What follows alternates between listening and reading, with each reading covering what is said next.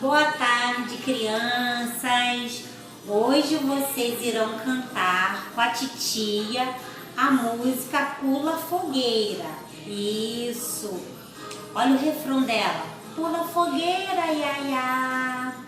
Pula fogueira, ioiô.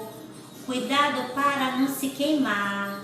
Olha que a fogueira já queimou o meu amor. Isso! Então hoje nós estamos aqui com a fogueira e vocês aí de casa irão confeccionar uma fogueira, não é?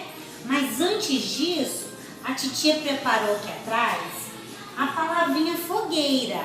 Isso! Olha aqui, ó.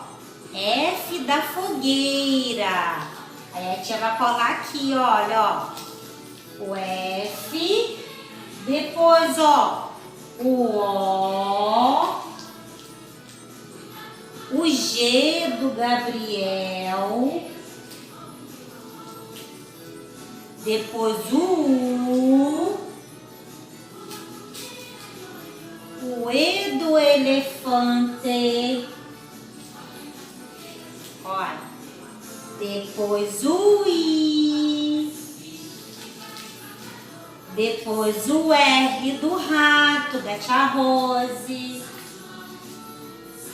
E o A no final. Olha, A. Aí formou, olha. Fogueira. Vamos ver quantas letras tem a palavra fogueira. 1, 2, 3, 4, 5, 6, 7, 8. 8 letrinhas tem a palavra fogueira. Então, caprichem aí na atividade da fogueira. Façam bem bonito, que a titia depois irá ver, tá? Então, vamos cantar de novo com a tia? Pula fogueira, iaiá. Pula fogueira, ioiô. Cuidado para não se queimar. Olha que a fogueira já queimou o meu amor.